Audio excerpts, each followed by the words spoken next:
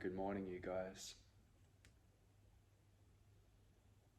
I've had a couple of days to reflect on the last video message, and yeah, I'm feeling good about it.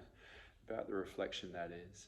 Feeling pretty good about the last one too, just for the fact that I'm just so down with accepting all of this, whatever it is, interpretations, as being what they are in the here and now. This is just my mind making little associations with this and that, from me to you, what's around me. And I spoke initially in the last video message about feeling a bit tense, and I pointed to the corner of my mouth. I'm like, yeah, I can feel a little bit of tension in my mouth here, and we went into a breath as I just started off then. And what it was self-consciousness, which we all have to one extent to another, to some extent. We're all here to varying degrees, looking at ourselves from outside ourselves, wondering how we're presenting ourselves to ourselves in the midst of others that we care about.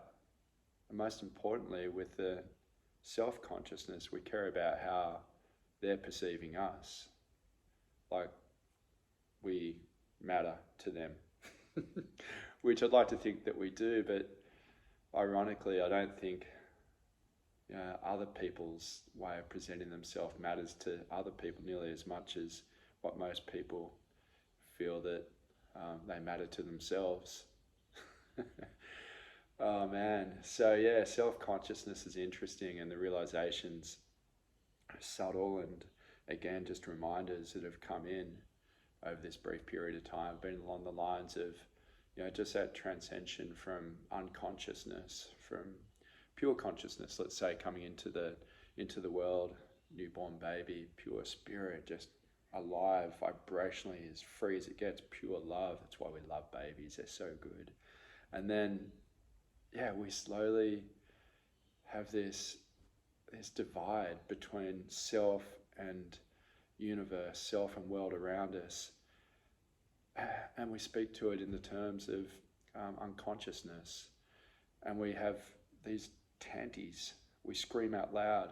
Little toddlers just like, "Wah, this is hectic. What the fuck is this? What's going on?" It's also, "Wah!" And slowly we become more conscious. Actually, we become self-conscious. We're no longer expressing, as freely as we did as a toddler, just emotional conduits of everything that they're experiencing. Just we're just like, oh, okay, if we do that, we might get, mum saying, "Hey, don't do that anymore." I was about to say a smack on the bum, doesn't happen anymore. Not in my world, just to let you know that that's not a thing. Anyway, my kids are way older. There might have been a smack there actually at one stage. That's all right. That was my expression in my lesser consciousness, or my highest consciousness potentially, whatever was more accurate. So anyway, the unconscious becomes self-conscious, and from the self-conscious, if we're lucky, we can get to rise into the higher consciousness of ourselves, of everything, of the interconnected experience that we all are, because it's not just our little selves all alone in this world. When I went into the breath, when I breathed into myself. I breathed in the air from beyond myself, and I integrated that world. Even more importantly, I let go of my mind's grasp, the tight stronghold, the rubber bands that tie my experience, with these constructs of what's going on, to my body, and I released them a little bit. I loosened those rubber bands with the breath.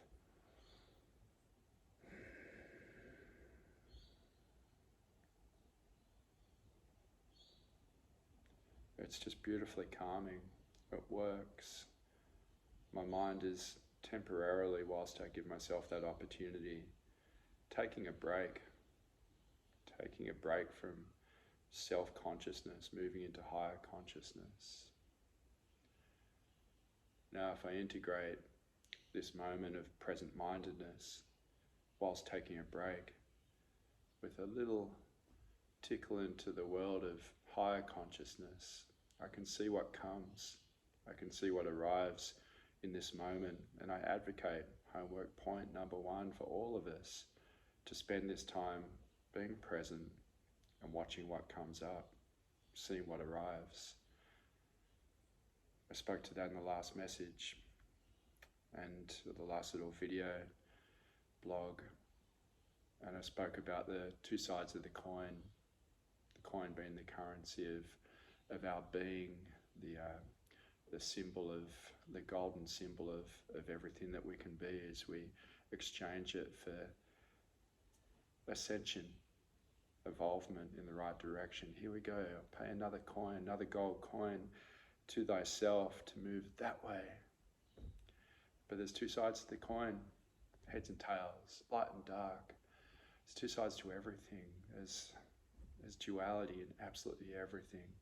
Wherever you feel there's a heightened degree of experience in an energy that feels that way, or that way, whichever it is, you're going to experience the opposite as well. You're going to invite to varying degrees of consciousness, unconsciously mostly, the other experience, until you work out that these are for you and that there's a reason that these experiences are for you. And it's that time of contemplation, when we've taken a breath, that we've got present with our state of being, and that we've allowed ourselves to watch what arrives, that we can become more conscious. Carl Jung, the whole journey is, as far as Carl Jung described, was allowing the unconscious to become conscious. So again, the homework is to be able to breathe, a la Maddie Kinnear, the breath is your medicine. So beautifully said, Maddie, and that's the deal. The breath is your medicine, and the medicine is to be sipped slowly, presently, and mindfully. And when you see what comes up, when you see the unconscious bubbling up, you get to take note of it. And if you're lucky, you can have the reference of a higher guidance, be it someone aside you that might be able to look into your mind through a different lens that can shine some light into where you're at, or your highest version of yourself that deep down has the answers. High up has the answers. deep and high all at the same time. Beyond you, there are answers that are there screaming at you all the time in one symbol or one form or another as to which way to go.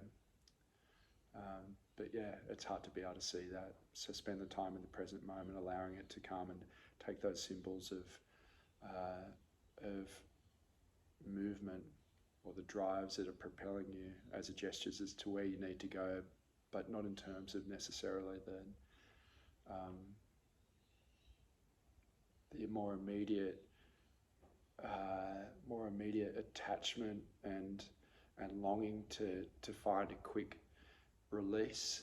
It's actually more finding yourself, again, releasing yourself from those strongholds of the mind and constructs of what's holding you so tight, to move more automatedly and see what's beneath them.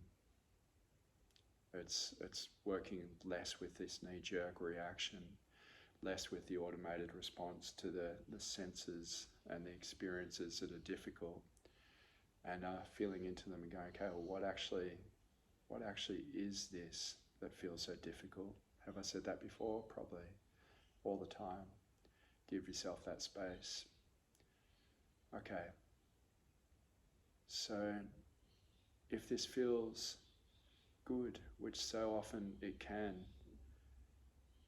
I'm going to give you guys another bit of homework, and that too is to sit in the essence of the stuff that feels good, even if it's for a brief moment, in that present moment. Allow it to become more intentionally. Motivate yourself to experience more moments that feel as such that you want more of them. whatever that feeling might be. Describe it as a higher vibration, the smile on your face, the love in your heart, the joy. Just give yourself that opportunity to feel that, because you actually fucking deserve it. We all do.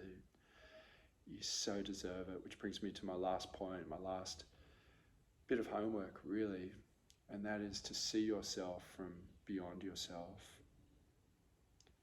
through the lens, through the eyes, or through the experience of how incredible you are, through all the incredible aspects of who you are. Take yourself beyond the self-conscious, critical, ego-driven, safety-oriented, protective, scared, fearful, vulnerable. Vulnerable's okay. Take yourself beyond all the others, from the most loving, I was going to say cherishing, which is perfect, but let's just say loving and nurturing. I use the word divine. It symbolizes the deep feminine, the everything, the craziest sense of nurturing, of rightness, of experience that is beyond all of our experience of day to day, and let's just call it wholeness. So from that whole, divine, loving, nurturing, compassionate being that you are beyond yourself, look at yourself. And look at yourself with the little message that, hey, look how good you are. Look how beautiful you are. Look at your heart. Look how warm and giving your heart is and can be. Look how motivated you are. Look at all that stuff you're doing at CrossFit Huey. Shout out to Mel. Thank you for everything that you do, CrossFit Huey, and thank you to everything that you all do within, those four walls and high roof and slippery floor that's covered in my sweat. Thank yourself. Thank you, Mel. Thank you to all you amazing trainers that are part of CrossFit Huey for putting in the work. Look how motivated you are. Look how driven you are. Look how intense you can be. Look how driven you can be. Look how just goddamn intent you are on becoming a better person. And congratulate yourself on that. Look at how soft you can be. Look at how you can be quiet and vulnerable, and how beautiful that is. Look at your mind. Look at how critical it can be in all the great ways that the critical mind can analyze and make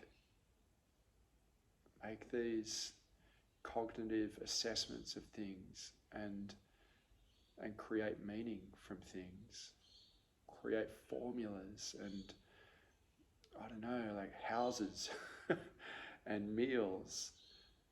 Look how good that meal is that you just cooked. Look at the smile on your face and the joy that you had when you ate that beautiful meal.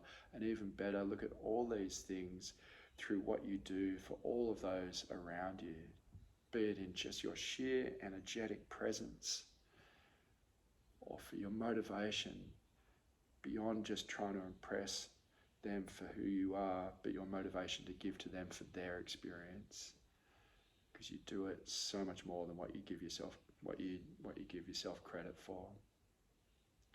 So that's your homework. Point 3, make sure that you go beyond yourself and look at yourself through the loving, compassionate, nurturing lens of the divine mother. And remember how goddamn beautiful and amazing you are. Okay, that's it for now. Enjoy.